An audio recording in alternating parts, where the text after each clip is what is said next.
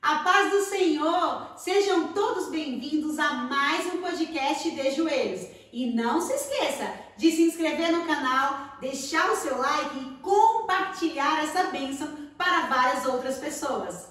Deus, aonde está essa pessoa agora tendo acesso a esse vídeo? Ela talvez esteja desesperada porque algo ruim se abateu sobre a sua vida. Ela precisa tomar uma decisão, ela precisa, Senhor, resolver algum problema que está te tirando o sono, arrancando a paz e levando embora a alegria. Mas em nome de Jesus, Tu és o elo maior da aliança. Tu és o elo maior, Senhor, de bênção e de vitória na vida do ser humano. Por isso, Senhor, eu profetizo sobre a vida desta pessoa que está nos assistindo, que ela, sua casa, sua família, sua parentela serão alcançados pelo poder de Deus. Hoje eu estou aqui com o pastor Eltione Juan, da DEB. Gente, eu estou muito feliz com esse podcast, mais um para vocês. Te agradeço, pastor, pela presença, pela oportunidade, pela confiança e espero que você aí do outro lado da tela goste muito. Deixe seu like, compartilhe com todos os amigos, tá? Essa bênção. Pastor, eu gostaria que o senhor se apresentasse para o público do outro lado. Quem não te conhece, quem já conhece, deixa o like. Olá, queridos, eu sou o pastor Eltione Juan, é um prazer muito grande poder estar aqui juntamente com a Fernanda no podcast De Joelhos. É um privilégio que Deus nos concede de poder contar um pouco da nossa história, falar um pouco quem é Eltione Juan e quem é o pastor Eltione Juan. Isso faz toda a diferença também. Que Deus, de uma forma graciosa, possa acabar alcançando a sua vida, seu coração, através deste testemunho. Pois é, eu falo muito assim que as pessoas em casa falam, pastor Eltione Juan, né? E eu falo que aqui nós vamos voltar para as origens, né? Quem é o Eltione Juan? Esse nome todo mundo quer saber de onde veio. Então, assim, essa parte a gente sempre volta no início, porque o importante é isso, né? Gerar essa conexão com o público. Então, a primeira pergunta nós vamos iniciar por essa. A origem do Eltione Juan. Queridos, todo mundo me faz essa pergunta, aonde eu chego, aonde a gente vai ministrar. O pessoal diz, pastor, como é que começou esse nome? Eltione Juan veio da onde? Na verdade, eu sou natural de Caxias, no Maranhão. Meus pais também são maranhenses. Porém, como deu a formação do meu nome e o nome da minha irmã, que também o dela é bem complicado. Na verdade, meu pai se chama Ezequias e a minha mãe, Fernanda, se chama Elizabeth. Sim. Então, minha mãe, mas o meu pai tinha a ideia de dar continuidade com a letra E no nome dos filhos. Sempre os pais, né? Continua. Não tem como ser diferente. Resultado. Então, meu pai disse para minha mãe que conhecia um casal que era da Guiana Francesa e o rapaz que ele conheceu junto com a moça, que eram casados, era um casal de mágicos e atuava num circo. Gente, que história! E o nome deles era Tione e Chessina. Chessina Isso. e Tione. Isso, era o nome do casal. Minha mãe, então, como se chamava Elizabeth, resolveu pegar o E e o L e o I de Elizabeth e colocar no nome da mulher. Aí ficou Eli Chessina, Meu pai. que é o nome da minha irmã. Nossa, mais velha. Isso, mais velha que eu, tem 2 anos mais velha que eu. E meu pai resolveu então fazer a mesma coisa com o meu nome. Aí pegou o E e o L de Elizabeth e juntou no nome do cara. Aí ficou Eltione. Eltione. E aí meu pai, para finalizar, colocou Elchessina Juana, que é a minha irmã, e Eltione Juan, que sou eu. Nossa, gente. E muitas pessoas, Fernanda, perguntam, e qual é o significado do seu nome? É único, não acha em lugar nenhum. E é eu verdade. nunca vi. Alguém viu? Deixa nos comentários. Que a gente vai descobrir. Nem eu nunca vi. Então, se alguém conhece, deixa no comentário que nós vamos descobrir, né? É verdade. E resultado, Fernanda. E aí, quando eu percebi que não tinha significado, muitas pessoas me perguntavam, não tinha significado, eu procurei, pesquisei no hebraico. E aí no hebraico El significa Deus. Sim. Então quando alguém me pergunta qual é o significado do seu nome, como primeiro vem o El e o El significa Deus, então eu sempre digo, Deus vai na minha frente, porque primeiro vem o El, que é Deus, e depois o Tione, que sou eu. Então Deus vai na minha frente. E Juan é o mesmo que João, graça, favor, não merecido. Eu não merecia estar aqui esta tarde no podcast de joelho, mas Jesus nos deu essa graça e oportunidade. E nos colocou aqui. Gente, eu brinco com os nomes, porque todo mundo tem que questionar. Gente, a Fernanda tem pegado uns pastores, umas pastoras com um nome diferente, que às vezes, porque na rede social a gente só escreve, né? A gente não pronuncia. Então as pessoas ficam com dificuldade em pronunciar Elchone, né? Me falaram várias vezes, então tá aí o significado, gente, super interessante. Diga pros pais, né? Não façam mais isso. Inclusive o meu filho, Fernanda, eu já amenizei, tá vendo? Eu ia lhe perguntar isso agora. Você passou para outra geração? Não. Eu queria. Eu queria o Elchone Júnior. Meu mas Deus! A minha esposa, a irmã Simone, foi sensata, muito obrigada. Ela foi contra. Não vai botar esse nome do meu filho. E aí eu disse, que é isso? E aí, resultado, ela resolveu colocar David. Eu e ela, na verdade. Bem normal. Aí colocamos David, né? Gabriel. É o único filho. E o David? Você tem um único filho, mas e o David? Ele queria ser Elchone hoje? Hoje ele queria. Pai, meu nome tinha que ser Elchone. Porque ele acha bonito o nome diferente, como se escreve. Sim. Aí, mãe, a senhora devia ter deixado o meu nome ser Elchone. Ele tem quantos anos hoje? Hoje ele está com 17 anos, em outubro agora. Ele faz 18, tem 1,85 m de altura. Nossa. E calça 45 e 46. A propaganda aí, ó, tem que ser a mulher, tem que ter um homem grande. Tem que ser uma mulher à altura. A altura dele, do mesmo nível, né? Gente, aí hoje ele gosta da história do Elchone. Hoje ele gosta. Mas é David o quê? David Gabriel. David Gabriel, colocou no plural. O seu também é no plural. Da sua esposa também é Simone alguma coisa? Não, é Simoni. É Simoni. É Simoni Carvalho, né? Não tem. Não tem dois nomes. Não é composto. Não é composto. Tá. E aí o senhor falando, a família, a origem, como que era na infância, como era a criança Elchone. Vamos lá, agora aí essa parte é um pouco mais, como é que eu posso dizer? É mais dolorida, mas vamos lá.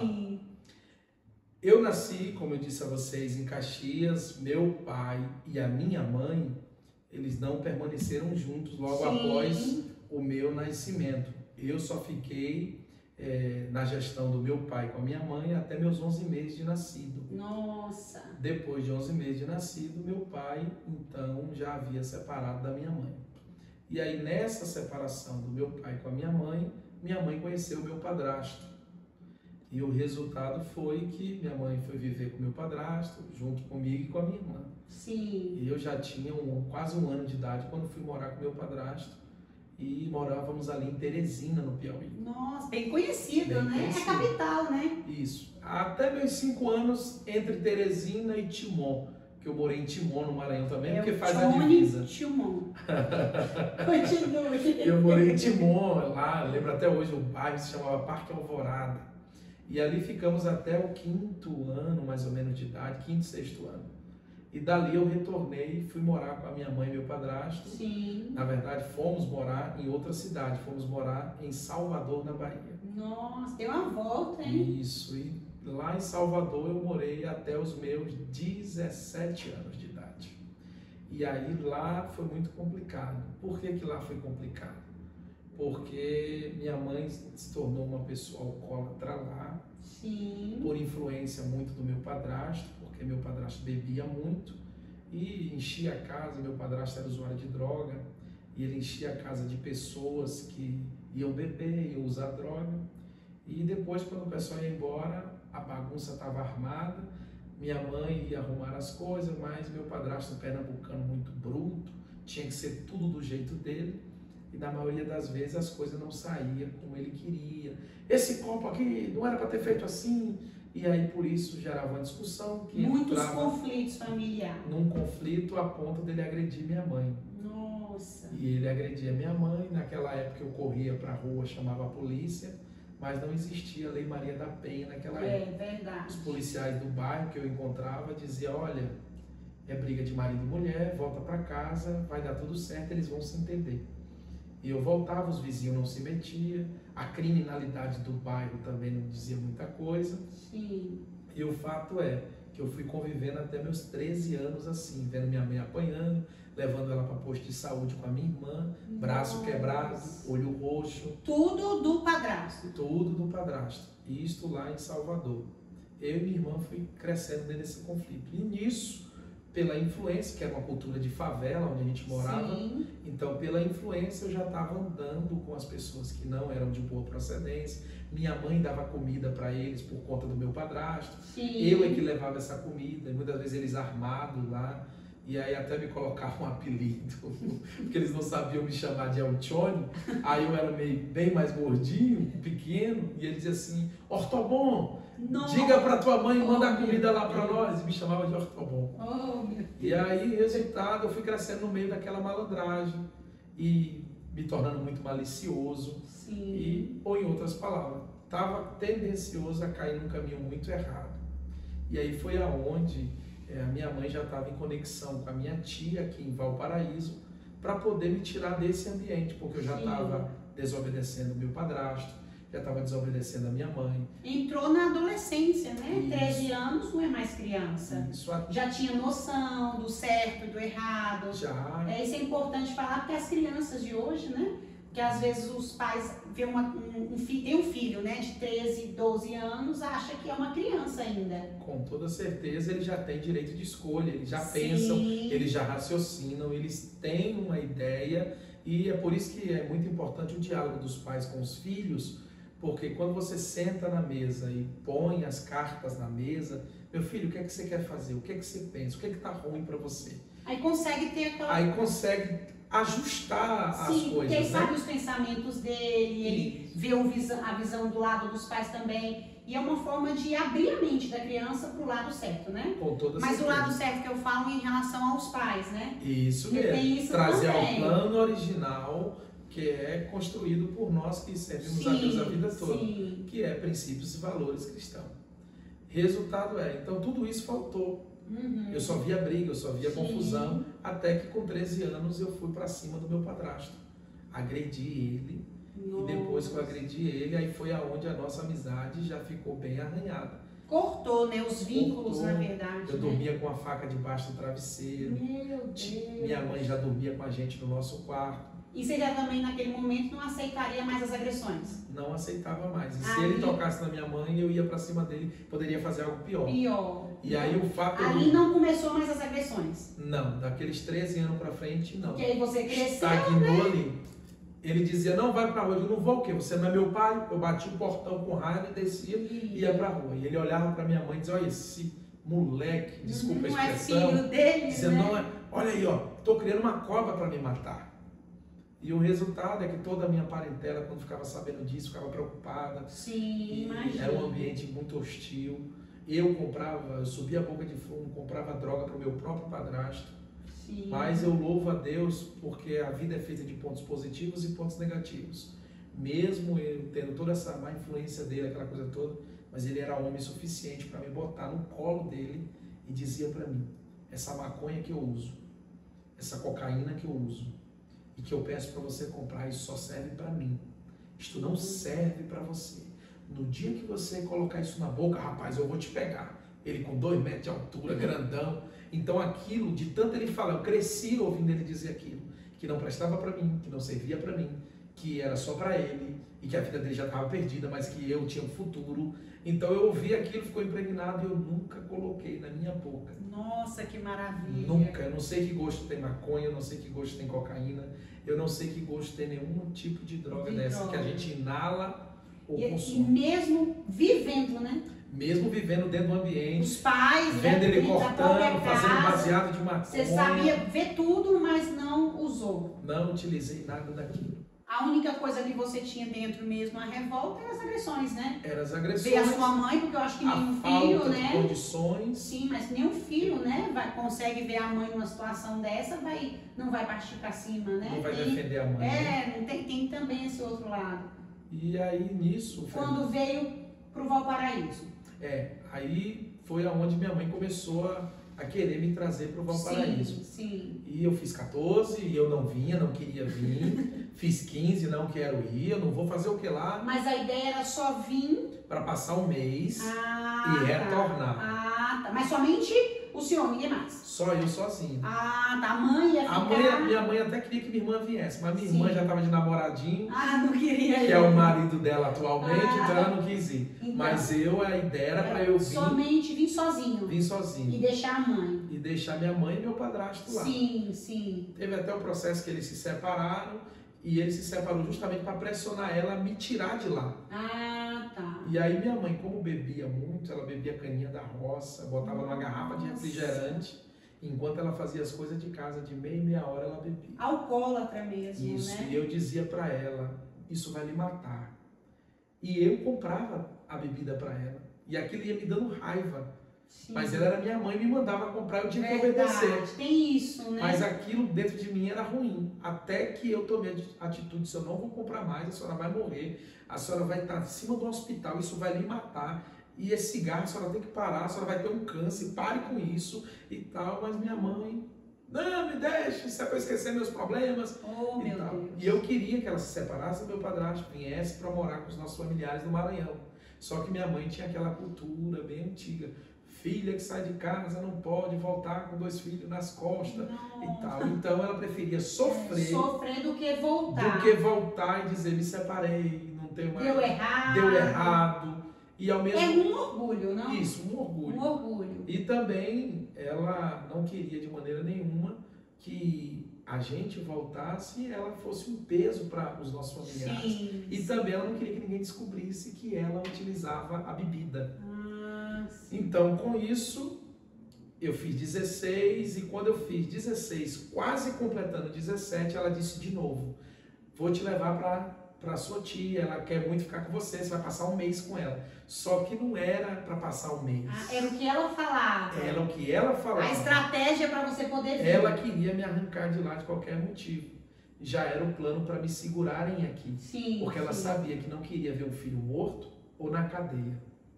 Então ela disse, meu filho vai virar bandido. Ele não obedece mais aqui, ele vai virar bandido. Ele está muito revoltado. E aí com isso, ela, vou comprar tua passagem. Eu digo, a senhora não vai comprar porque eu não vou. Não vai, eu não vou. Fui escondido da praia, para a praia, fui escondido dela. Ela disse, não vai. Eu disse, não, eu vou com os amigos aqui brincar e jogar bola. Fui para a praia. Nesse dia que eu fui para a praia, eu quase morro afogado. Nossa. Eu pulava de cima de uma água e eu e os amigos pulando. De repente eles pularam. E eu disse, agora é a minha vez. Quando eu pulei, eu não vi mais eles. A onda me levou para o fundo. E eu procurando água e bebendo muita água, me afogando. E nitidamente eu senti quando uma onda mais forte bateu nas minhas costas. Quando eu abri, eu já estava na beira da praia, botando água para fora. Ali não tem dúvida, já era um projeto divino. De Deus me dando livramento para o propósito que Ele tinha na minha vida. Mas eu não conhecia, não sabia o que era igreja, não sabia o que era chamado, não sabia. Nunca tinha ouvido falar de Deus, alguém tinha te evangelizado. A única coisa era que minha irmã já tinha feito primeira comunhão na igreja católica. Minha mãe tinha me botado para fazer catequese e eu fugia da catequese. E no dia da primeira comunhão eu também fugi para jogar bola. Não fiz a primeira comunhão. Mas Deus, você ouvia falar? Já. E toda vez que eu comprava pão, eu lembro como se fosse hoje. Eu passava na rua e tinha aquelas cornetas no poste. Sim, bem antiga. E eu ouvia esse hino. Foi na cruz, foi na cruz. E marcava. Onde um dia eu vi meus pecados. E aquilo entrava em mim e eu senti uma coisa muito boa. E tinha o horário de tocar? Todo dia de manhã. Das 6 até as 8 da manhã ficava tocando aqueles hinos da harpa. E tocava naquela corneta. Era uma rádio, não sei o que era, mas tocava. Sim. E eu passava para comprar pão e aquilo mexia comigo. Só que eu nunca me dediquei a ir buscar a igreja, nada disso.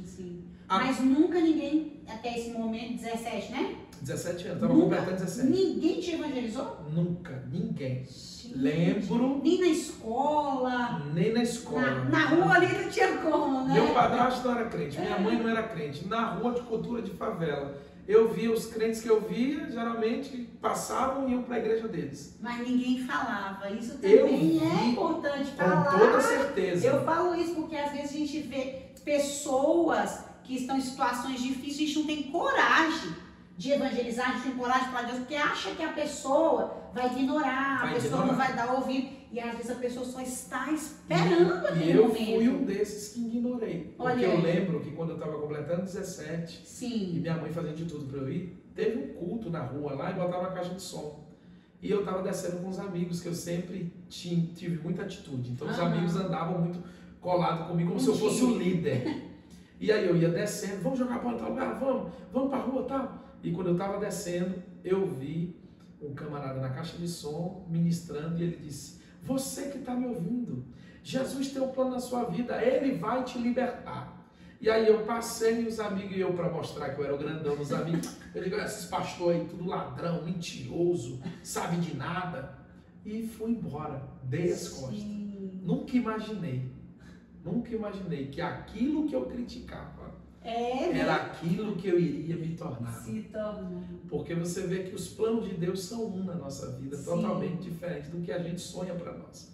Fato é que minha mãe disse de novo: você vai, vou comprar passagem. Eu disse: não vou. Saí de casa zangado. Peguei a turma que andava comigo e fui quebrar ônibus na BR.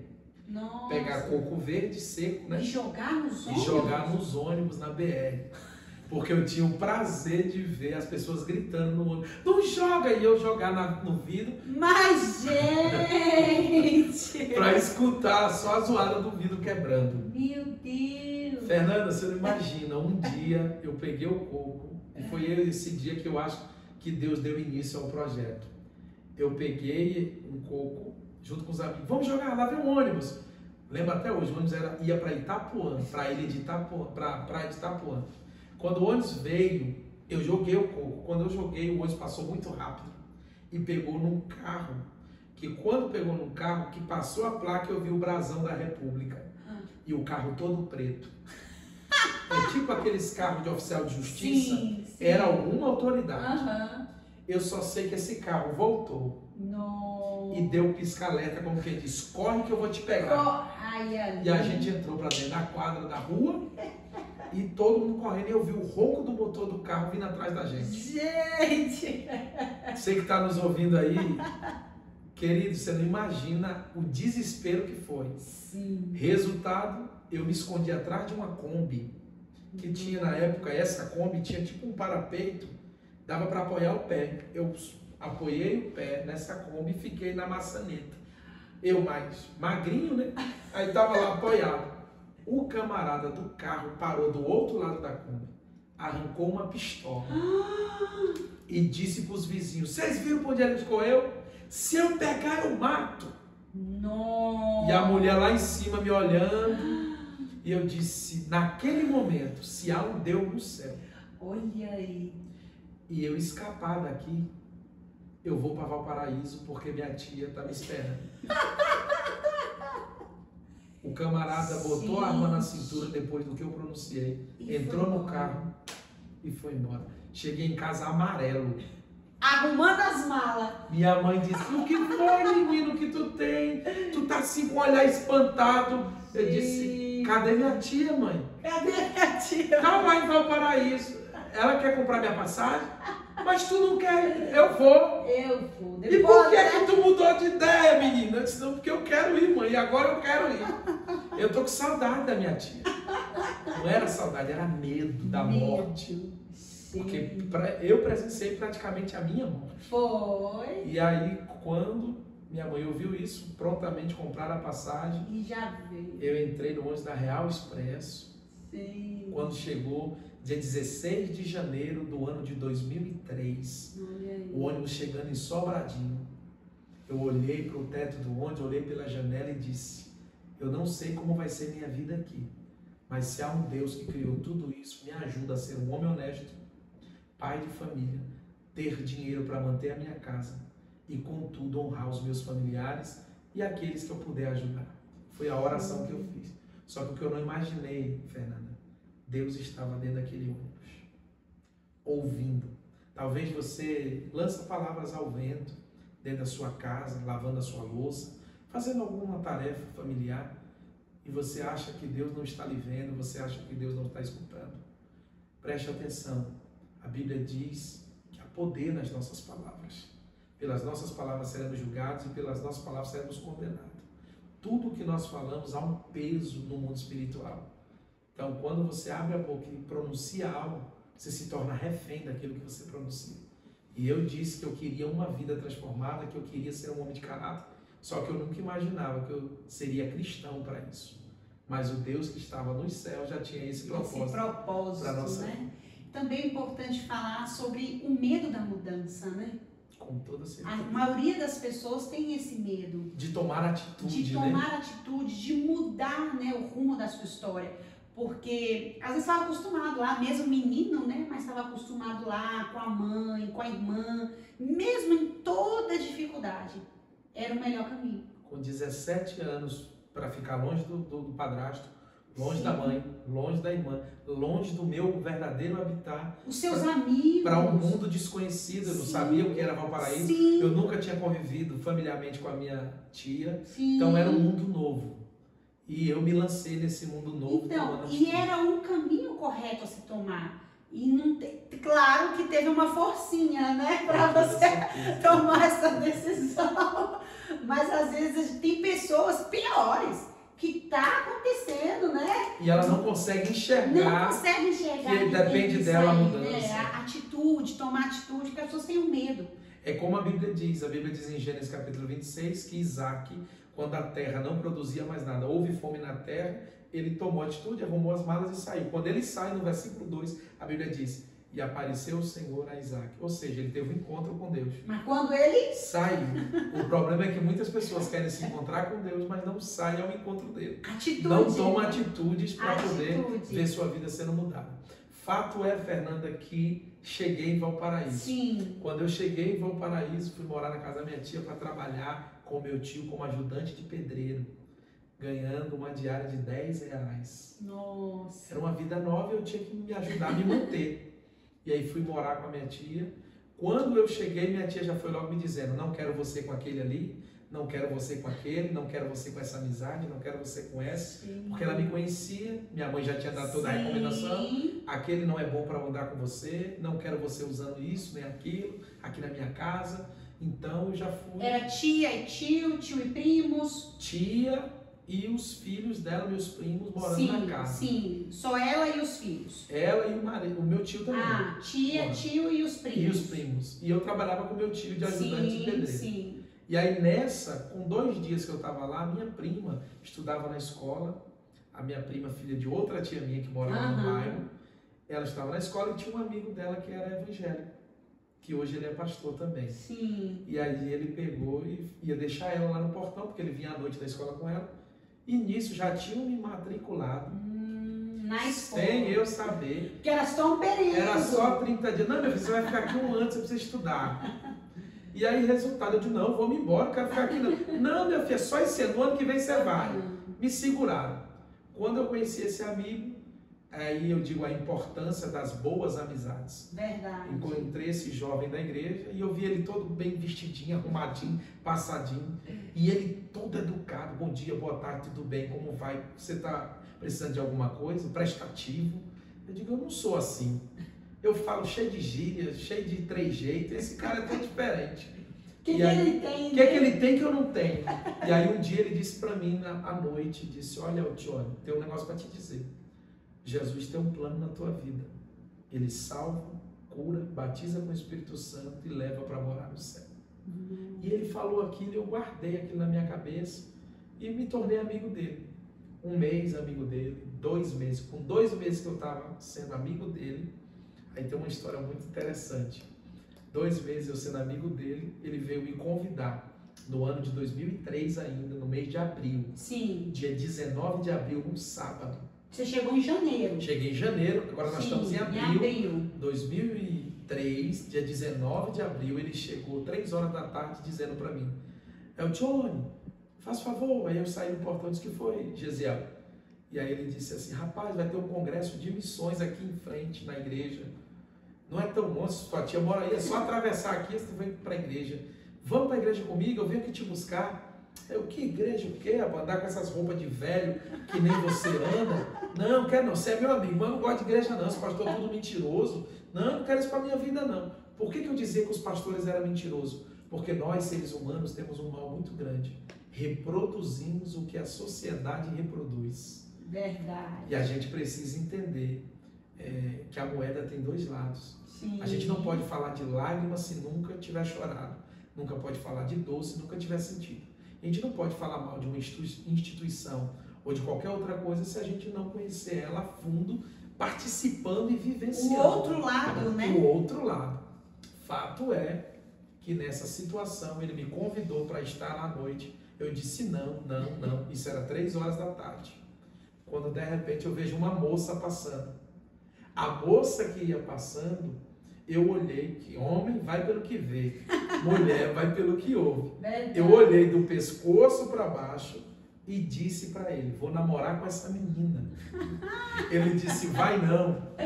Crente que é crente, crente só namora com crente. Ela é crente, você não é. Então você não vai poder namorar com ela. Eu digo, quer dizer que eu tenho que ser crente para namorar com ela? Então ela vai morrer solteira, porque eu nunca vou ser crente. Nossa! Eu disse isso para ele. Sim. Aí ele disse, rapaz, nunca diga nunca. Fato é que ele tendo que ir embora. Eu disse, que hora é o culto?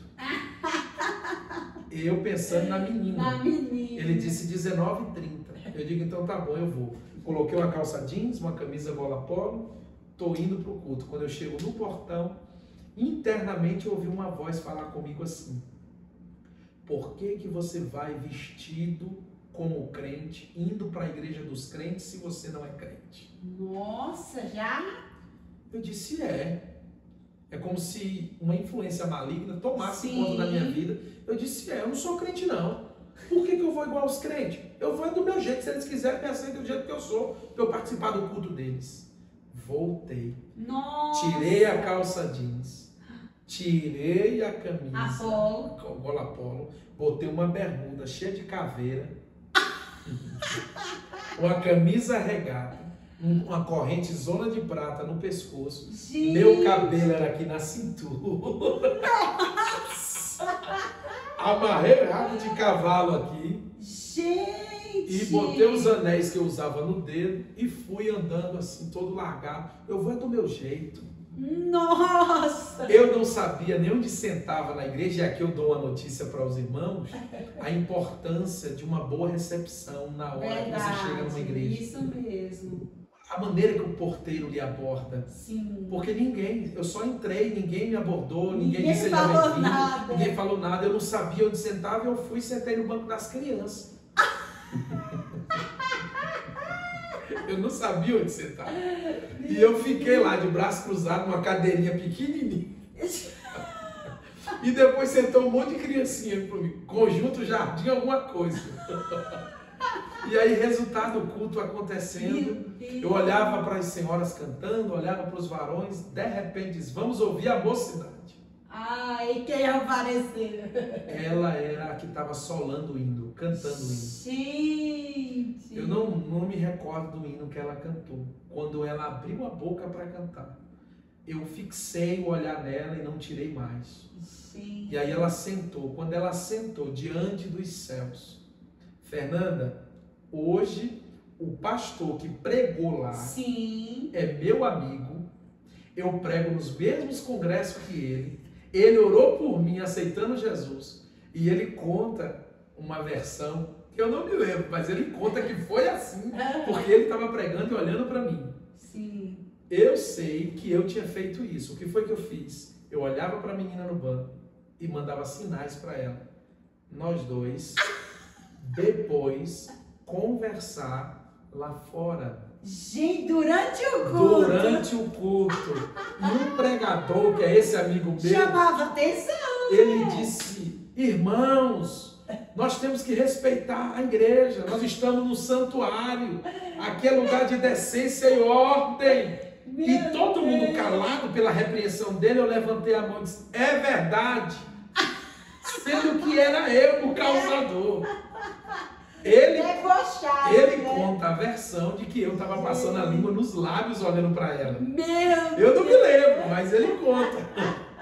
Fato é que depois daquela cena dela cantando e eu mexendo com ela e ele começou a pregar, É como se o Espírito Santo fizesse assim, olhe para cá. E eu comecei a ouvir o que ele estava dizendo. E de tudo que ele falou, a pregação da mulher cananeia, de tudo que ele ministrou, 2 coisas foi suficiente para mim. No final ele disse, não responda para mim, responda para você mesmo. Toda a igreja, o que é tudo na sua vida? Aí eu pensei, meu pai me abandonou com os meses de nascido, minha mãe se tornou alcoólatra, meu padrasto usuário de droga, eu vivi dentro de uma favela há muito tempo, hoje estou morando em favor com a tia minha. Para mim tudo é minha mãe que me botou no mundo. E o pastor gritou de lá, tem muita gente pensando que tudo na vida é a mãe e o pai. Nossa. Mas não é, porque sua mãe e seu pai vai morrer e você vai ficar. E quando a gente tem um tudo, esse tudo vai e a gente vai junto. Sim. Então, seu pai e sua mãe não pode ser o seu tudo. Tudo na sua vida é Deus, que deu o seu único filho para morrer na cruz. Ele preparou o lugar e prometeu voltar para levar você para morar com ele eternamente. Jesus é o seu tudo. Quando ele diz que Jesus é o tudo, a vontade de chorar veio. Só que eu me segurei, porque eu vinha de uma cultura mundana que dizia que o homem não chora. Não chora, né? E aí, resultado, segurei, ele fez a segunda. O que você fez para Jesus até hoje? E aí eu pensei, já bati em gente, já briguei, rebelde com a mãe, rebelde com o padrasto, tive a oportunidade de fazer muita coisa errada, fiquei com mulher casada, comecei uma vida ativa muito cedo. Eu digo, meu Deus, nada eu fiz para Jesus, nem de igreja eu gosto. E aí ele botou um fundo musical e perguntou, aquele que entendeu que não fez nada para Jesus, o Espírito Santo está do seu lado agora te dizendo, está na hora de fazer alguma coisa. Vem entregar sua vida para Jesus agora. Dia 19 de abril do ano de 2003, às 9h40 da noite, eu levantei, me ajoelhei e a lágrima desceu. Eu chorava copiosamente como uma criança. Soluçava no altar. Esse pastor botou a mão na minha cabeça e disse, esse jovem será um pregador do Evangelho. Vai ganhar vidas e muitas vidas e ele vai a lugares que eu não vou. Vai ser melhor do que eu. Resultado, aceitei Jesus, cheguei para minha tia e disse, tia, sou crente. Ela disse, tu, crente, eu não dou uma semana para tu desviar. E aí vai uma notícia para você que está servindo a Deus e não tem o apoio da sua parentela dentro da sua casa. Fique tranquilo, aquele que chamou e te alistou no grande exército da vida, ele é fiel para cumprir os propósitos que ele tem no seu viver. Ele te dará força, te dará ânimo, te dará vigor, ele sustentará a sua vida e não vai deixar que nenhuma palavra de um tio, de uma tia, de um pai, de uma mãe, ou quem quer que seja, coloque abaixo todos os sonhos que ele sonhou para a sua vida. Eu acreditei, Fernanda. E no que eu acreditei, o resultado foi, passou 1 ano, 2 anos, 3 anos, 21 anos eu nunca desviei. Nossa. Nunca saí da presença. Lá? Desde o dia que eu aceitei a Jesus. Até hoje? Até hoje. Com 2 meses que eu tinha aceitado Jesus, eu já fui introduzido no conjunto de jovens. Olha aí. Isso também é importante falar, não? Que às vezes as pessoas se convertem e algumas igrejas deixam ali, né? Solto. Deixa ali, porque fala, vamos ver. Ver se firma, vamos ver se ele mas fica. Mas o correto, né? É envolver. Envolver, receber, recepcionar, dar funções. Agora imagina como eu fui envolvido, com o cabelo aqui. É isso que eu ia perguntar agora. A transformação foi como? Me envolveram no conjunto de jovens e com o cabelo. Com o cabelão. Com o cabelo. Dentro da Assembleia de Deus, então, você sabe assim, que é complicado. Você foi para uma assembleia, aceitou Jesus numa assembleia, com um cabelão comprido, isso. E mesmo assim te introduziram na equipe jovens. Na hora, no dia que eu aceitei, o pastor da igreja disse, a partir de hoje, todos os jovens, esse jovem aqui é missão de vocês, vocês vão cuidar dele. Olha aí. E me jogou dentro do conjunto. Mas ninguém pediu para tu cortar o cabelo. Aí é que tá. Então. Quando eu entrei, os jovens, seja bem-vindo, aquela coisa toda. me botaram no grupo de oração e eu fui aprender a orar. Sim. Os jovens da minha igreja oravam antes de ir para a escola, à noite, terminar o ensino médio. Sim. Eles oravam das 6 até as 7, 1 hora de joelho. Olha aí. Depois cantavam De joelho. Depois cantavam um hino e a gente ia para a escola. Olha aí. E eu já fui introduzido nesse sistema mesmo com cabelão. E aí foi que quando aconteciam os cultos dos domingos, o resultado é que um dos presbíteros da igreja Sim. olhou, viu aquilo, chamou o pastor e disse: pastor, tá errado. Esse menino aí, com cabelo desse tamanho no conjunto, vai escandalizar o conjunto. Aí meu pastor, muito sábio, olhou para ele e disse: essa vida é preciosa para Cristo. Veio do mundo, cheio de feridas, cheio de marcas, cicatrizes. O Senhor agora está tendo a oportunidade de sará-lo. Coloquei ele no meio dos jovens, mas eu tenho uma pergunta para fazer para o senhor, presbítero. Se eu pressionar esse jovem a cortar o cabelo agora, e ele se afastar da presença do Senhor e sair da igreja, o senhor vai orar, vai chorar, vai pagar um preço e vai trazê-lo de volta para a igreja? Aí o presbítero calou. Ele disse: pois então deixe Jesus completar a obra na vida do rapaz. Verdade. Meu pastor cortou esse presbítero na hora. E esse presbítero, muito insatisfeito, aí chegava para mim e disse que sonhou, que viu o demônio me arrastando pelo cabelo e que eu tinha que cortar. Ele usou várias coisas que ele queria, porque queria pelo fato dele estar preso dentro da religião. A imagem, né? A imagem do grupo, a imagem da igreja. Estava mais preocupado com a imagem do que a essência de uma libertação. De uma libertação. E aí, quando é que você cortou o cabelo? Esse mesmo amigo me convidou para ir no salão. Ele ia cortar o cabelo dele. Sim. E eu sentei e cruzei a perna do lado de fora, desse jeito. Botei a mão aqui, porque eu gostava de ver os pastores sentados de perna cruzada. Eu dizia no meu coração: quando eu for pastor, eu vou cruzar minhas pernas assim, de terno e tal. Resultado, quando eu vi meu amigo entrando, eu fui para fora do salão, cruzei as pernas. Só que a pessoa que atendeu ele não viu que eu estava com ele. Cortou o cabelo dele e eu soltei o meu cabelo, deixei meu cabelo solto. A pessoa terminou de cortar o cabelo dele e de lá dentro gritou: moça! Imaginei! É a sua vez, moça! Quando eu tirei, Fernando, o cabelo, que ela viu a barba: misericórdia, me perdoe, eu não sabia. Aí eu disse: eu entendi o que a senhora falou. Ela: não, por favor, me perdoe. Quando ela disse moça, o Espírito Santo me visitou na hora e disse assim: vai querer ser chamado de moça até quando? Nossa! Está registrado no livro de Coríntios, a Bíblia diz: é desonra para o homem ter o cabelo comprido e é honra para a mulher porque o cabelo foi lhe dado no lugar do véu. Sim. Quando eu lembrei deste versículo que o Espírito Santo trouxe ao meu coração e a mulher me chamou de moça, na hora eu criei uma repulsa pelo meu cabelo. Nossa. E aí eu virei para ela e disse: moça, corte meu cabelo.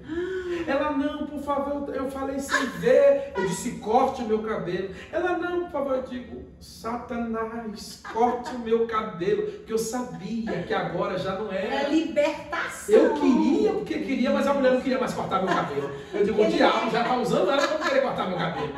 E eu disse: eu quero. E o seu amigo ali? E ele ficou impactado vendo aquilo. Certeza. Cortei o meu cabelo naquele dia e nunca mais deixei passar desse tamanho. Nossa. Desapeguei totalmente. É isso que eu falo. A mudança que o Espírito Santo fez. É o Espírito Santo que nos muda, as pessoas precisam entender. O nosso papel de igreja é recepcionar as pessoas, cuidar das pessoas, instruí-las, mostrar a verdade. Mostrar também através das nossas vidas, isso mesmo, ter do nosso bom testemunho. Agora a gente não pode chegar em ninguém impondo nada, né? Que o mais bonito é isso. Quando o Espírito Santo fala, porque aí a libertação realmente vem. Foi o que Jesus disse a Pedro. É libertação. Jesus disse a Pedro: Pedro, embainha a tua espada. Peraí, Pedro acabou de ferir um homem. Sim. Jesus disse: guarda. Jesus poderia ter dito: joga fora. Mas Jesus sabia: não adianta eu pedir para ele jogar fora da bainha se ele não vai jogar fora do coração. Sim. Agora, quando você vê Pedro sendo transformado por Jesus na caminhada com Cristo,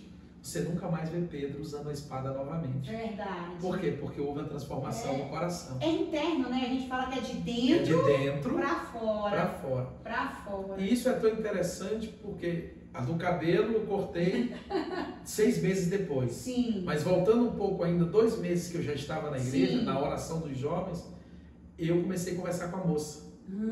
E aí eu disse para a moça, posso te levar em casa?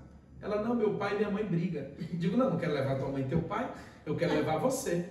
Aí ela disse, me leva na esquina. Eu digo, na esquina já serve. Só que eu ainda estava em processo de libertação. E o homem tem suas segundas intenções. Claro. Quando eu cheguei na esquina com ela, disse, é aqui que você quer que eu te deixe? Ela disse, a minha casa é bem ali. Aí eu disse, cadê o que você me prometeu? Mentira, ela não tinha prometido nada. Eu ainda estava cheio do Egito na minha vida. E aí eu disse, cadê o que você me prometeu? E mulher, quando está nervosa ou curiosa, levanta o queixo para falar. Sim. Ela fez o que eu prometi? Quando ela fez o que, eu joguei esses 3 dedos atrás da nuca dela, beijei ela. Quando eu beijei, ela me olhou assim, beijei ela no dia 13 de maio, às 8h30 da noite, numa quinta-feira, no ano de 2003. Sim. Onde eu beijei ela, eu comprei o lote, construí a casa e ela é minha esposa. Nossa, olha aí! Aí o que é que eu tiro de lição disso? Quando você entrega a sua vida na mão de Cristo, é Ele que faz. Né? Ele conduz as coisas diante de você que não tem como não dar certo. Só tem um destino final. Vai dar certo. Sucesso! Tanto para mim quanto para ela. Nossas vidas se encaixaram. É tão certo que quando eu conversei com ela, depois que nos casamos, ela disse, eu tenho uma coisa para te contar. Eu disse, o que foi?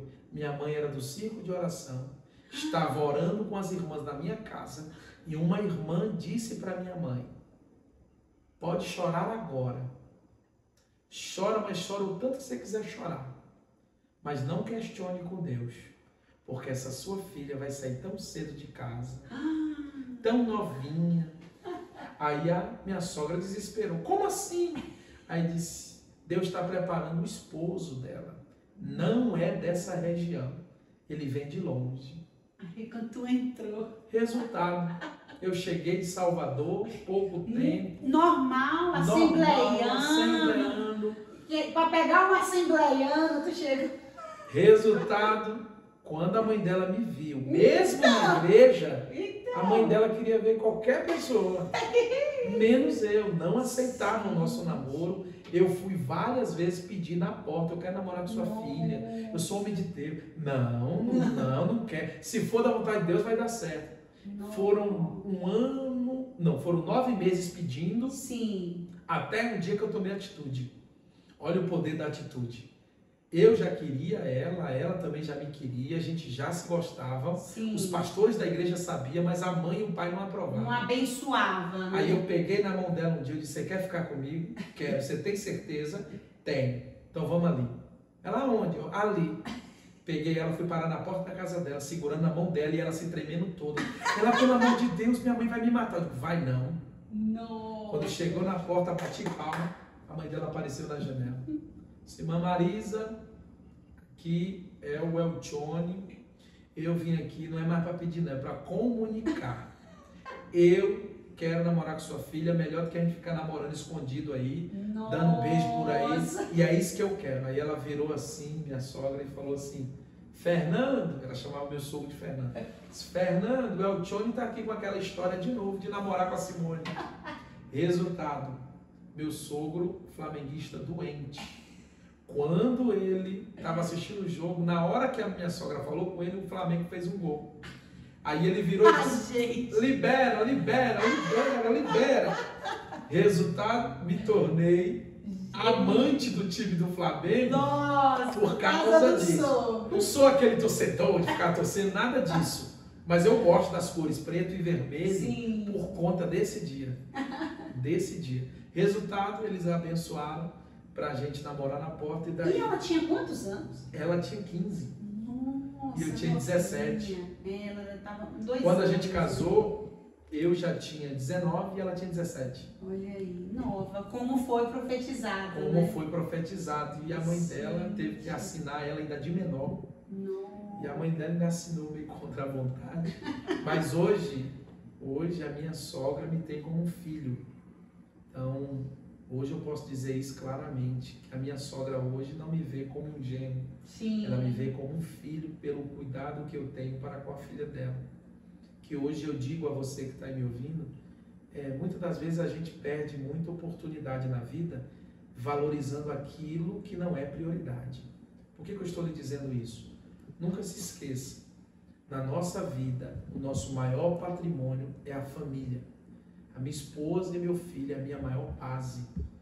O meu chamado começa na minha esposa e no meu filho. E é isso que as pessoas não entendem. Eles se dedicam lá fora. Sim. E não se dedicam dentro de casa. Então, hoje, muitas pessoas que estão sofrendo com marido, esposa, filhos, mas são totalmente dedicados no trabalho, são atenciosos, sim, educados, mas não conseguem ser nas outras áreas, né? E desenvolvem muito bem, são comunicativos, atenciosos, mas não conseguem ser assim dentro de casa. É um dos erros que a Bíblia diz que aconteceu no tempo de Davi. Davi vai enfrentar o gigante e os irmãos de Davi, quando Davi disse, eu vou vencer, os irmãos de Davi gritaram com ele. Diz, sai daqui, tu foi nos curiar na batalha, vai-te embora. Só que detalhe, o gigante gritou várias vezes, não há um homem em Israel. E os irmãos de Davi ficaram calados, não disseram nada. Mas quando Davi disse, eu vou vencer, todo mundo gritou com Davi. Porque é fácil gritar com os de casa. Difícil é gritar com o verdadeiro inimigo que está lá fora. E a nossa luta não é contra a carne nem contra sangue. Então, os nossos verdadeiros inimigos não é os da nossa casa, não é os da nossa vizinhança, não é os do nosso trabalho, não é os da nossa parentela. São realmente os principados e potestades que estão aí no mundo espiritual atuando. E hoje eu louvo a Deus porque Ele usou tanto pessoas espirituais para me alcançar, como também Ele me deu iluminação na minha mente para entender o propósito dele na minha vida. Com um assunto muito importante, que eu acho que é o mais importante assim do seu ministério, da sua vida, que é o chamado mesmo pastoral e como aconteceu isso em sua vida. Na verdade, Fernanda, o chamado ministerial, ele se deu depois que eu aceitei a Jesus. Eu, graças a Deus, eu louvo a Deus por ter aceitado Jesus em um ministério onde eu tive pastores muito sábios, que compreendiam que tudo é um processo e tudo no seu devido tempo. Então, logo que eu entrei, eu muito prestativo, querendo ajudar a igreja, eles me colocaram como auxiliar de trabalho. E o auxiliar de trabalho hoje é como se fosse... É aquele jovem prestativo. Meu filho, pega aquilo ali para mim. Meu filho, vai ali dar um recado para mim. Sim. Olha, ajeita essa cadeira aí para mim. Durante o culto ou você também em outros horários? Não. Dentro de outros horários. Próximo, está ali. Próximo, sim, aos pastores, aos líderes. Sim. Disponível a ajudar. Então, essa era a função do auxiliar. Eu estava num evento esse final de semana e falava, não, o funcionário de Jesus. Não. Aí e aí eu falo assim, é o prestativo, né? Eu sou um funcionário de Jesus. Na verdade, a Bíblia diz que nós somos o servo da orelha furada. Que ele furou a nossa orelha. Né? Ele nos marcou. Sim. E, querendo ou não, o que acontece? Eu sempre ali ajudando e tal, aí depois de auxiliar, você vinha para o próximo passo ministerial, que é o diaconato. Sim. E eu lembro que houve uma relutância para eu ser diácono. Mas tinha essa vontade? Tinha. Eu queria. Meu sonho era ser pastor. Eu vou ser pastor, eu vou ser pastor. Mas essa vontade nasceu já bem no iniciozinho?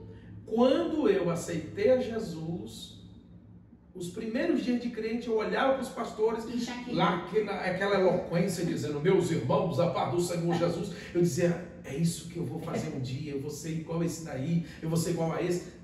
Na minha imaturidade... Não tinha outro sonho. A carreira seria uma carreira pastoral. Isso. Eu não imaginava empresário, eu não imaginava... Porque tinha 17, né? Só tinha 17 anos. E era estudando ainda, terminando o ensino médio, mas o foco era ser como os meus líderes. Legal. E aí há toda uma hierarquia, diaconato. Sim. Quando foi para me ser diácono, tem um corpo de obreiros que faz a votação. Então, irmão, vamos aceitar fulano diácono, o perfil dele, como é, meu menino prestativo, tal. E aí teve alguns que meio assim... Quanto tempo assim depois?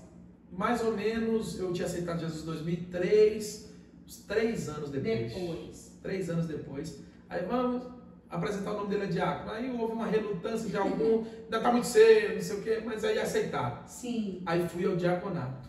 Aí como diácono eu fiquei uns quase 5 anos. Sim. Como diácono. Sendo que quando eu ainda era auxiliar, eu já pregava. Porque eu aceitei Jesus com 3 meses, eu já estava ministrando. Estava ministrando. A igreja me dava oportunidade. Porque hoje um pregar é todos, né? É id, né? Hoje qualquer pessoa aceitou a Jesus, ela tem que não é propagar que o pode, evangelho. né?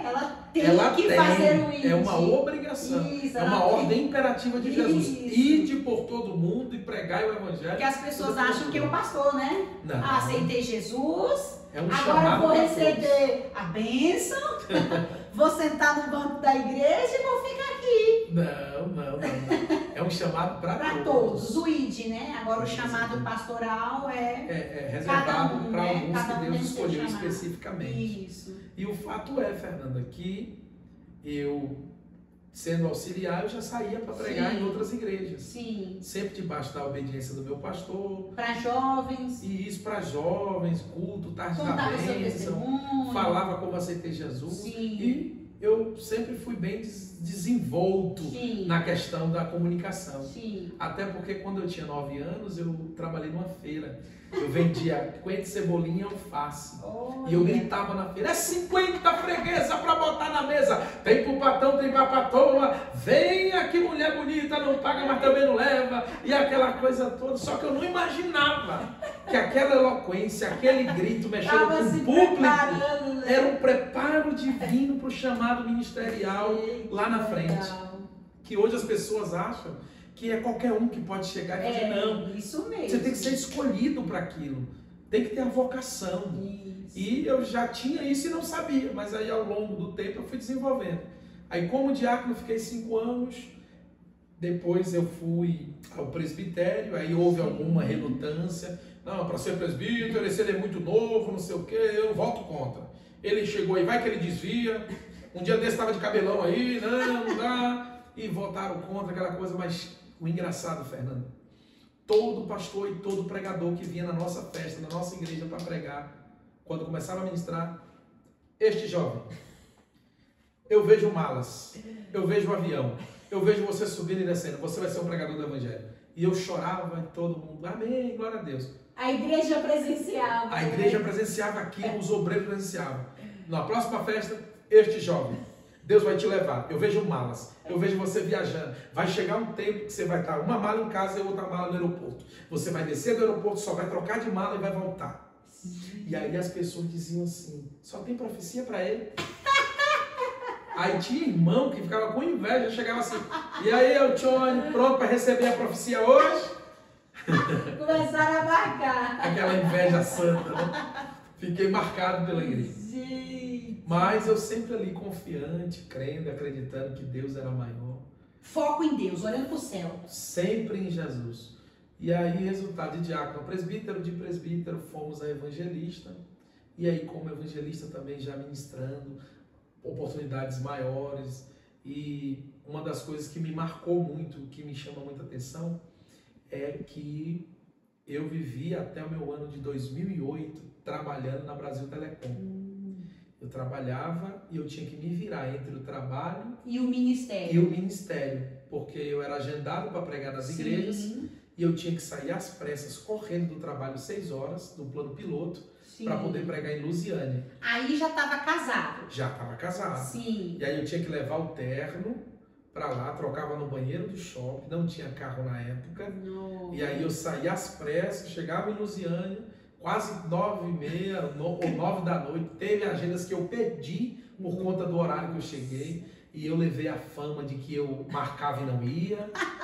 E na verdade é porque as pessoas não entendiam. Não sabe por trás, né? Por trás da história. Tem uma história. Eu dormi muitas das vezes em Taguatinga, em frente ao Taguatinga Shopping, na parada. Nossa. Na verdade eu não dormi, eu passei a noite. Passava a noite. Na rodoviária do Plano. Uma vez eu lembro, não me esqueço, fui agendado para pregar em São Bartolomeu. Aonde? São Bartolomeu, que é um bairro de São Sebastião. Ah, sim, Brasília. Em Brasília. E aí eu saí de Valparaíso 3h30 da tarde, peguei um ônibus para o plano piloto, cheguei lá às 4h40 por aí, peguei um ônibus de lá, fui para São Sebastião e peguei uma van para São Bartolomeu, para poder chegar às 7h30 lá. Cheguei de terno, gravata, aquela coisa toda, ministrei, o pastor disse, já já eu vou lhe levar, levou todo mundo embora da igreja e eu fiquei lá esperando, já já eu vou lhe levar. Aí ele voltou, bora que eu vou lhe levar. Eu digo, o pastor vai me levar em casa. Ele no carro dele chegou, me deixou na rodoviária do Plano e disse, olha, o Corujão vai passar aí, você pode pegar o Corujão meia-noite e vai embora. Quando eu olhei, faltava 10 minutos para meia-noite. E ele virou as costas e saiu e eu fiquei lá sozinho. Deu meia-noite, meia-noite e 10. Fernando, eu tô lá até hoje esperando esse Corujão. E esse Corujão nunca chegou. Liguei para o pastor, este telefone está temporariamente desligado fora de área de cobertura. Liguei para minha esposa e disse, filha, eu não vou para casa. Como assim, né? Aí ela disse, por que você não vai para casa? Eu disse, porque o pastor que me trouxe aqui, ele não me levou em casa. Eu me emociono, desculpa, porque a gente mexe numa história que Deus faz acontecer. 11 anos sem carro. E eu tendo que ouvir esses não, muitas vezes na parada. E por trás tinha uma história de pessoas dizendo que você não queria nada com a vida e você lutando em busca de ser alguém melhor a cada dia. E aí a minha esposa ficava comigo até 3 da manhã. Ela, amor, não estou aguentando mais, eu vou dormir. Eu disse, não, você pode dormir, eu vou ficar acordado. Eu não vou dormir. E aí eu ficava na parada até 4h50, 5 horas era o primeiro ônibus que passava. Nossa. E aí eu vinha para casa, chegava em casa, ela estava me esperando, ela me abraçava, a gente chorava junto. Ela dizia, nego, Deus vai tirar a gente dessa. Deus vai nos dar condição. Um dia Deus vai nos dar um carro. E a gente não vai mais passar por isso. Então, eu me emociono, mas eu sei que tem muitas pessoas, Fernando, ouvindo isso, e que também tem sonhos a realizar. Muitas das vezes é criticado. Muitas das vezes pessoas olham para vocês e não imaginam que vocês vão ter um futuro brilhante lá na frente. Mas a minha palavra aqui no podcast, de joelhos, é crendo e acreditando que de joelho tudo se resolve. A única coisa que eu fiz foi orar junto com a minha esposa. E através da oração, Deus criou meios, formas, caminhos. E hoje eu me tornei o pastor Eltione Juan, abençoado. Homem de Deus, que todo mundo quer estar perto, que todo mundo quer almoçar, todo mundo quer levar na sua igreja, todo mundo quer ouvir uma palavra. Mas isso não é mérito meu, é a graça. Mas para que essa graça pudesse trabalhar e fazer o que ela está fazendo e ainda vai fazer na minha vida, eu tive que aceitar o propósito. Eu tive que dizer sim para a vida ministerial. Eu tive que dizer sim, Senhor, eu aceito. Então, Fernanda, essa é a maior diferença na vida de muitas pessoas. É a aceitação. É a aceitação. Tem gente aí que está sofrendo e batendo cabeça com coisas erradas, diz, mas Deus não muda a minha vida. Mas peraí, você já aceitou a mudança que Deus quer? Porque a mudança que Deus quer não é como a nossa. A mudança que Deus quer inclui deserto, tribulações, angústia, rejeições, calúnia. Mas o final de tudo é festa. Vitória, é vitória. É vitória. E resultado, me destaquei muito na questão da pregação quando eu tive uma oportunidade dada pelo meu amigo, eu tendo essa dificuldade toda no trabalho, e aí eu ia, todo mundo dizendo que eu ia viver da obra, que eu ia viver da obra, que eu ia viver da obra, e eu não acreditava naquilo. Como é que eu vou viver? Levar comida para dentro de casa? Qual é a minha fonte de renda? Vou manter meu aluguel? Vou sustentar minha esposa como? Aí meu cabelo começou a cair, e aí eu fui na médica, a médica olhou para mim e disse, olha, eu posso lhe dar as injeções que puder dar, você está com alopecia nervosa devido ao estresse do trabalho, mas nada disso vai resolver, moço. Você trabalha num lugar muito angustiante, está prejudicando a sua saúde. Faça o seguinte, saia desse emprego que maior é Deus para cuidar, para lhe calçar, para lhe vestir. Quando eu vi aquela mulher falando, eu lembrei da passagem de Balaão, que a jumenta falou com Balaão para o profeta entender que ele estava errado. E eu entendi que eu estava lutando contra o chamado que Deus tinha ministerial na minha vida, que Ele queria a minha vida por inteiro, não pela metade. E aí foi quando eu cheguei em casa, olhei para minha esposa e tomei a decisão e disse, filha, a partir de hoje a gente vai viver na dependência de Deus. ministerialmente é o Senhor que vai cuidar da gente. Isso é importante falar também, porque às vezes as pessoas assim, viver pela fé. Não é viver pela fé, é viver o propósito que Deus tem para a tua vida. Isso mesmo. Pode ter propósito para a tua, mas não para a minha, Isso não para a mesmo. sua. Eu conheço pessoas que se arrebentaram na caminhada, porque disse, Fernanda agora está vivendo o propósito e é vivendo pela fé, eu também vou. Deu certo para ela, vai dar certo para mim. E não é, tem os escolhidos do Senhor. Para tal situação. E quando realmente, é porque às vezes, aí também tem aqueles que olham o que vive pela fé, que não está bem, falam, eu não quero isso. Eu não vou viver isso. Mas se o Senhor chamou, Ele garante. É isso que eu falo muito. Resultado, Fernanda, é o pessoal agora no período da Covid. O que eu conheci de pregadores itinerantes, que teve as agendas canceladas, as portas fechadas, a igreja fechada, não tinham onde pregar. Eles não tinham como ser abençoados pela igreja, não davam curso, não dava palestra, não tinha fortificado. Então o que eles fizeram? Quer saber de uma coisa? Eu vou ter que me virar de outro jeito, vou trabalhar. E voltaram a trabalhar de carteira assinada e largaram o ministério. O ministério e não nem é o pregam ministério, mais. É o chamado, né? Pois é. Então quem tem chamado pode chover canivete. Verdade. Pode passar a escassez que for. Pode passar pelo deserto, enfrentar Nabucodonosor, pode enfrentar o Egito, pode enfrentar Faraó, pode enfrentar Jezabel, Dalila, a mulher de Potifar. Qualquer dificuldade na vida vai surgir na vida de quem é escolhido e de quem é chamado. Só que tem um porém. A Bíblia é clara. Muitas são as aflições de um justo, mas o Senhor as livra de todas. E olha o condicionamento. Um justo. Então, se você está fazendo a obra de Deus com justiça, fazendo com seriedade, ouvindo, né, a voz dele, ouvindo a voz dele, por que temer? As aflições irão embora em nome de Jesus. E pode ser depois desse podcast. Verdade. Em nome de né? Jesus na sua vida. E aí, o senhor estava falando que aí pediu demissão. Isso, né? pediu demissão da empresa. E aí falou com a sua esposa, vamos viver inteiramente do chamado, da obra. E como que foi? Aí eu tinha um amigo. E eu já pregava, mas não dava para viver ministrando de pregações, não dava. O pessoal batia no som, muito obrigado, Deus abençoe, isso é uma bênção. E eu tendo família para sustentar. Sim. E aí quando foi um belo dia, eu estava em casa, um amigo chegou e disse, está tendo uma cruzada, vou trazer 3 pregadores famosos. Pastor Elcio de Assis, pastor Paulo Marcelo e pastor, o menino era missionário Mateus Moraes. Sim. Estavam no auge da fama no meio evangélico. E aí botaram tenda na igreja, aquela coisa toda, e disse, você vai ser um dos pregadores, vou lhe colocar junto com eles no cartaz. Um amigo. O amigo falou isso para mim. Sim. Eu disse, amém, eu entendi, é vontade de Deus, amém. Mais uma oportunidade para ministrar, falar de Jesus. Sim, só que eu fiquei apreensivo, todo mundo famoso, e eu único anônimo, vai dar errado. Eu imaginei, vai dar errado, mas o desafio foi lançado. Vou obedecer. No dia do Mateus Moraes, quase 3.000 pessoas. No dia do Elcio de Assis, no sábado à noite, 3.000 pessoas. Quando foi no meu dia de manhã, não fizeram nem do lado de fora, fizeram dentro da igreja pequenininha, só tinha 30 pessoas. Oh, meu Deus. Aquilo abateu a minha alma. Mas isso é um ensinamento de Deus na vida de quem é escolhido. Haverá dias de bonança, mas haverá dias de escassez. Sim. Haverá dia que você vai falar para muita gente, mas haverá dia que você não vai falar para quase ninguém. Mas não é o fato de estar pouco ou quase ninguém que Deus não está presente. Sim. E o resultado é Deus nesse dia estava presente. E ele disse, só prega. E eu mesmo angustiado preguei, Jesus batizou 5 com o Espírito Santo. Aí.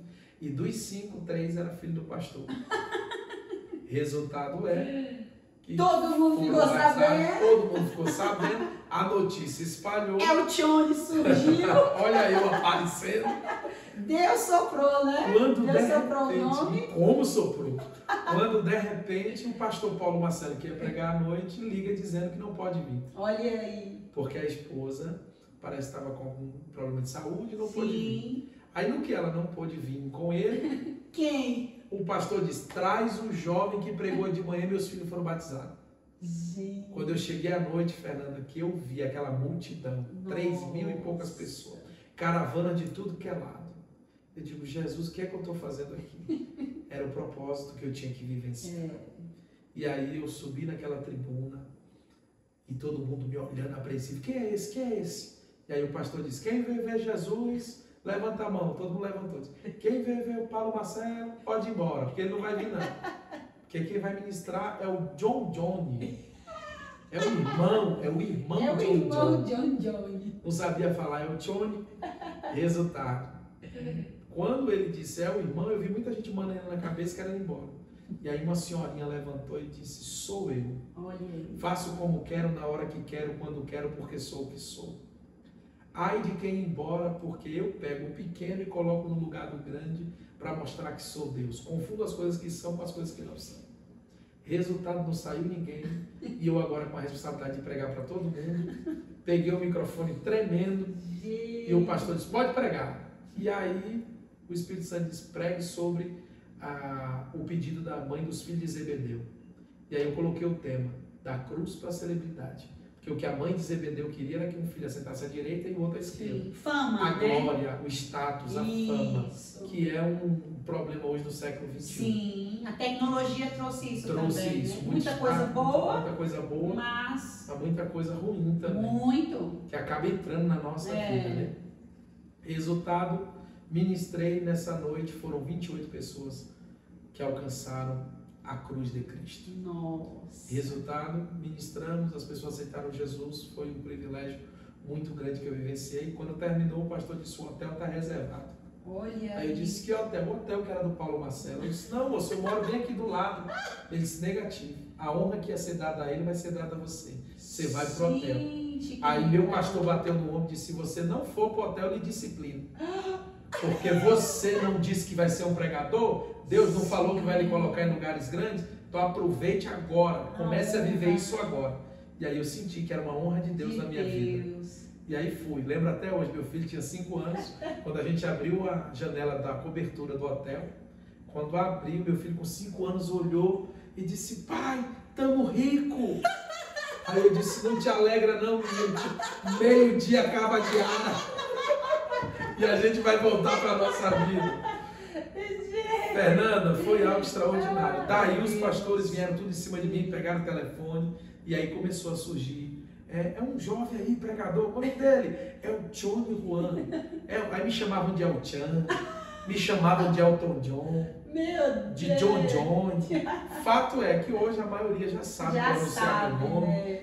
Teve amigos meus que me aconselharam a mudar de nome. Nossa! Não, muda de nome. Eu disse, não, esse é o meu nome. Esse é o meu nome, nasci com ele. E vai ser uma bênção da parte de Deus na minha vida, por quê? Porque já é um nome diferente. Sim. Eu não preciso criar nada. Verdade. Até porque único, né? Eu não quero ser um artista. O artista, né? O artista bota nome fake. Isso. Quando você vai descobrir o nome do homem é Desidério. Camarada lá, o nome Desidério. Nada contra os Desidérios. Mas é mudar o nome, aperfeiçoar, né? Mas aqui nós estamos para pregar, né? A palavra é Jesus, né? É Jesus. É Jesus, não precisa mudar o nome, né? Isso mas mesmo. aí isso é interessante. Mas também assim, foi um teste, não? Você não vê assim, um teste da parte de Deus. Para ver como eu me sairia diante da circunstância, diante do tratamento. Se que realmente era status, né? Se queria aquilo dali mesmo. Porque assim... Ele sonda as nossas intenções. Com certeza. Sexta e sábado bombou. Domingo pela manhã, 30 pessoas. Bateu aquele negócio assim, poxa! Bateu o homem, né? Claro, o senhor é homem, né? Carne, né? E ele disse, poxa, mas obedeceu. É isso que às vezes eu penso assim, as pessoas são falhas.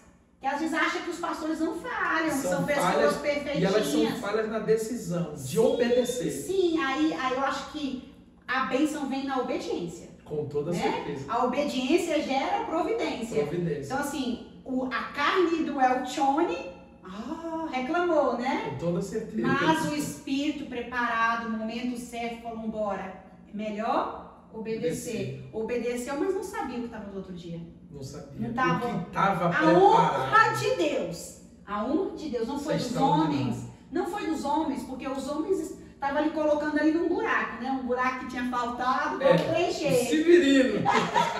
Vamos preencher o buraco. Verdade. Mas ninguém imaginava que o outro iria faltar. Milagre. É uma palavra, né? Simples, mas bastante impactante. Que a maioria das pessoas em casa sempre estão perguntando: é possível? Existe? Posso acreditar ou não? E o que a gente fala sempre aqui no podcast é que o mesmo Deus de ontem, hoje e sempre, né? Só que as pessoas esquecem de buscar, né? E acham que o milagre acontece por acontecer. E eu gostaria que o Senhor compartilhasse um milagre.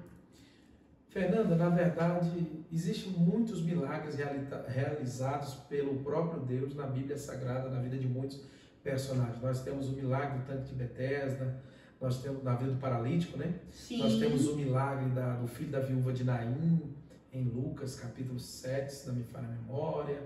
Nós temos dezenas de milagres que poderíamos contar.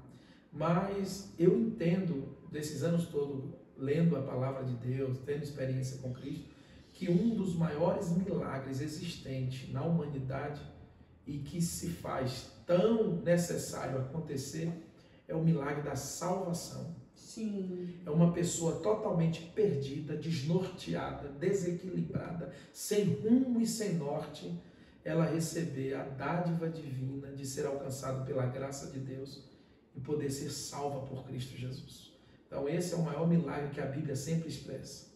E se encontrou com Jesus e creu em Cristo Jesus, e você pode perceber que as pessoas que tiveram um encontro com Jesus, que foram transformadas por Ele, salvaram as suas vidas, tiveram a sua vida totalmente mudada da noite para o dia.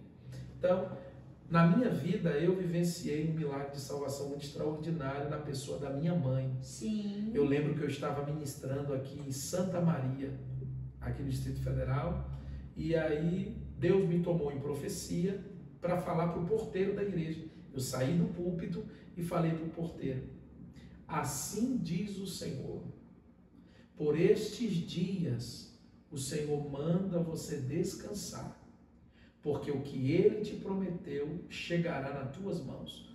Pare de chorar. Só isso Deus mandou dizer isso para ele.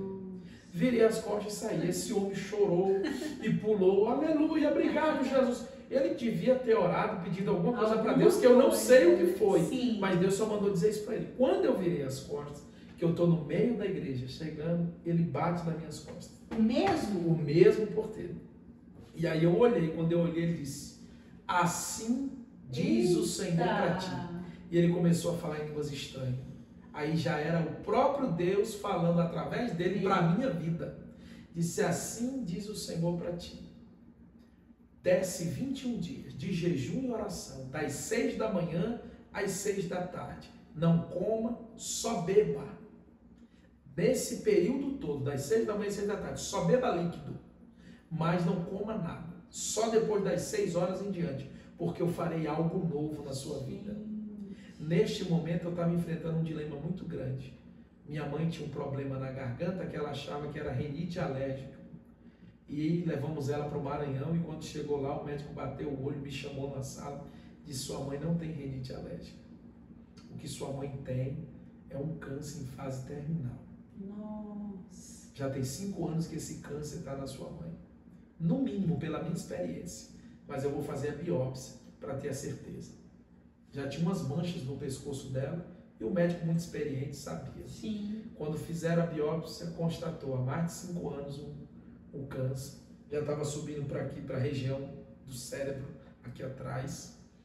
E aí ele disse: olha, vamos fazer as sessões de fisioterapia, de radioterapia e quimioterapia. E a van vai buscar ela durante uns 3, 4 meses, vamos passar por um processo. Eu digo amém. E aí minha mãe já estava chorosa, e meu filho é aquela doença feia. Eu disse: calma, mãe, tudo vai dar certo.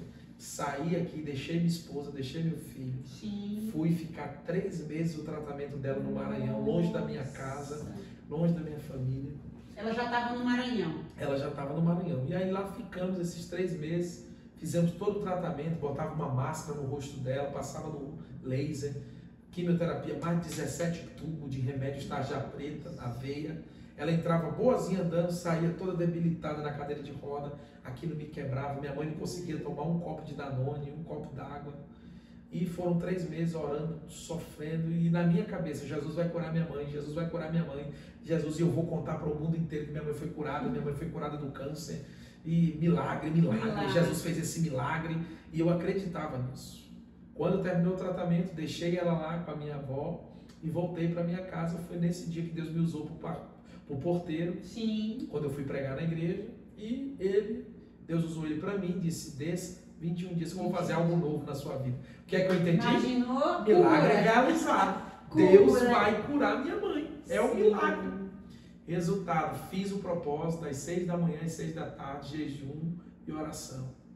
Quando deu na quarta-feira, no 21º dia, no dia 12 de março, 8 horas da noite eu estava na igreja. Senhor, eu te entrego o propósito, obrigado. Realiza o milagre que o Senhor tem para realizar na vida da minha mãe, porque eu te agradeço. Eu vou contar os 4 cantos que a minha mãe foi curada do câncer. Quando deu 8h30, eu estava na igreja, minha prima chega correndo. Minha tia tá te chamando, tua tia está te chamando, minha mãe. Eu disse, minha tia está me chamando? Irmã da minha mãe. Fui para casa da minha tia correndo. Quando chega lá, foi tia? Ela estava já aos prantos, aos gritos. Tia, o que foi? Ela, meu Deus, não, minha irmã não, minha irmã não, minha irmã não. Eu fiquei sem palavra. Eu disse, tia, o que foi? Ela disse, sua mãe acabou de falecer agora às 8h30 da noite. Eu disse, tia, como é que foi isso? Aí ela disse, ai meu filho, a vizinha ligou e disse que sua mãe foi chamar, seu padrasto foi chamar a SAMU, sua mãe estava passando mal. E enquanto ela estava passando mal lá, seu padrasto deixou a casa aberta. E aquilo foi me dando uma raiva, ela me contando, e a lágrima não descia, e eu zangado, e eu internamente numa guerra. Cadê o milagre, Jesus? Acabei de entregar. Eu acabei de entregar o propósito, minha mãe está morta, e aquela revolta. E aí minha tia me contando, mas disse, meu filho, olha meu filho, senta aqui. Aí na hora que ela disse, senta aqui, o Espírito Santo já estava sentado ali me esperando. Quando eu sentei, ele disse assim, antes de murmurar, antes de questionar e derramar uma lágrima, ouça com atenção como foi que eu fiz. Aí eu disse, tia, como foi? Seu padrasto deixou a porta aberta, sua mãe estava agonizando, dizendo que estava ficando com falta de ar, a vizinha estava passando a mão nela, a vizinha disse que entrou uma mulher morena que ninguém sabe quem é, a vizinha disse que nunca viu essa mulher no bairro, ela entrou, tirou a mão da vizinha da sua mãe, apontou o dedo na cara da sua mãe e chamou sua mãe pelo nome completo. Elizabeth Monteiro da Silva, te chamo pelo nome porque conheço a tua vida. E o teu filho, meu servo, que está do outro lado, orou 21 dias para que eu fizesse algo novo na tua vida. E eu vim pessoalmente para te dar a última oportunidade. Queres entregar a tua vida a Cristo, meu filho unigênito? Nossa! Fernanda, minha mãe, de olhos abertos, parece que só deu tempo da respiração voltar ao normal. E ela disse, eu quero aceitar Jesus. Quando disse, eu quero aceitar Jesus, a irmã estendeu a mão sobre ela, orou por ela. Minha mãe morreu sorrindo e de olhos abertos. Naquele momento foi como um bálsamo que caiu na minha vida. Eu saí dali, pense num consolo, num conforto. Eu não chorei. Os meus familiares disseram, é filho ingrato. A mãe morre e ele não chora. E eu consolado naquela alegria, e aí eu ouvi a voz dizer, tu queria tua mãe no conjunto das irmãs, pois eu sou o teu Deus, e te digo, os planos que tenho acerca de vós são maiores, plano de paz e de bem, não de mal. Tu queria tua mãe no conjunto, mas eu levei sua mãe para cantar no coral celestial. E breve tu estarás lá com ela. Irmã Fernanda, foi um bálsamo que caiu. Naquele exato momento eu tive plena salvação. Que a minha mãe, que a vida toda que eu pregava para ela, aceita Jesus, mãe. Ela, não, meu filho, não. Eu tive a plena convicção que minha mãe aceitou Jesus naquele sim que ela deu para a mulher. Resultado, no dia seguinte eu tinha que pregar. Ah, meu pai. Fui ministrar. Estou vendo 2 malas na porta da igreja. Não sabia de quem era, entrei, fui para o púlpito, comecei a ministrar. No final, Jesus disse: conta sobre a morte da sua mãe, que aconteceu ontem e que você não tem condições nem para ir no enterro, mas os únicos R$900 que você tinha, você ajudou para pagar no caixão, e você vai ficar com a lembrança da sua mãe, a última lembrança viva que você teve se despedindo dela no mototáxi. E detalhe, mostre para eles que isso não abalou a sua fé e que você continua acreditando em mim. E aí a lágrima desceu e disse: olha, eu quero dizer para alguém que pensa em desistir, pensa em parar. O maior milagre que Deus fez na minha vida, Ele fez ontem. Ele fez o milagre da salvação acontecer na vida da minha mãe. Ele salvou a minha mãe. Talvez você esteja aqui querendo ir embora, desistir de tudo, mas eu quero lhe dizer, Jesus levou minha mãe ontem, não tive condição de ir no enterro, não tive condição de ver ela, me despedir, e eu orei 21 dias para Ele curar, e Ele resolveu levar. Mas eu estou aqui para dizer que Jesus salva, cura, liberta, batiza com o Espírito Santo, e ainda faz milagres. E aí veio o casal com a mala arrastando. Pastor, eu quero o microfone. Aí o pastor da igreja: pode dar, pode dar. E eu, sem saber o que era, entreguei o microfone. Quando eu entreguei o microfone, Fernanda, o casal disse: pastor, a gente está com as malas prontas porque a gente ia embora. Eu digo: vocês iam embora? Por quê? Porque meu irmão, de 26 anos, faleceu. E eu e minha esposa amávamos ele, a companhia dele. Botamos placa de aluguel. E eu estava indo embora da igreja, pedi a permissão do pastor, dizendo que era nosso último culto, porque eu botei placa de venda, estou voltando para outra cidade, e a gente não quer mais saber de servir a Deus. Por isso viemos aqui pedindo uma bênção, porque que Deus é esse? Que meu irmão sorri com a gente, come à mesa à noite, alegre, meu irmão dorme, não acorda, e Deus não disse nada. Mas quando o Senhor falou que orou 21 dias, que jejuou, sua mãe morreu, o Senhor não viu sua mãe, e o Senhor está aqui hoje pregando, eu preciso me converter. A minha esposa precisa se converter. Nós queremos aceitar Jesus. Ou seja, por que é o milagre da salvação? Porque Jesus levou minha mãe, na levada da minha mãe, 2 almas aceitaram a Cristo Jesus. E quantas? E quantas outras já aceitaram? Que o Senhor já contou, e através desse testemunho da sua mãe, impactou outras pessoas e salvou. Deus tocou, o Espírito Santo falou. E o resultado, Fernanda, é que hoje essas pessoas são pastores. Olha e eu aí. prego na igreja dele. Nossa! Olha a importância de um milagre que Deus faz. resolve fazer. Então, talvez tenha alguém aí em casa sofrendo com um parente que está afastado do Evangelho, envolvido com drogas, com rebeldia, preso por algum tipo de influência maligna, e você acha que está tudo perdido. Calma, descansa.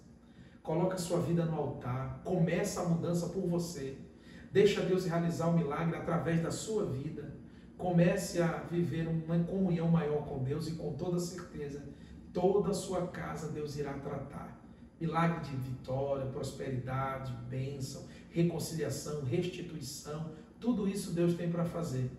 Mas uma coisa a gente precisa acreditar: escrito está, tudo é possível ao que crê. Eu acreditei, por isso estou aqui, contando quão grandes coisas fez o Senhor na nossa vida.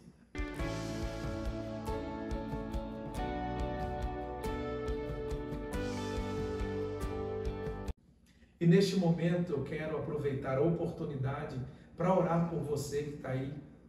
Eu não sei que hora você vai assistir esse vídeo, se de manhã, de tarde ou de noite, mas o fato é, o propósito do podcast De Joelho é alcançar a sua vida ou alguém da sua parentela, de alguma forma, de alguma maneira, através do que foi dito aqui.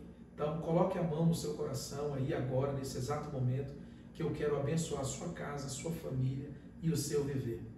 Altíssimo e soberano Deus, Criador dos céus e da terra. Deus, aonde está essa pessoa agora tendo acesso a esse vídeo?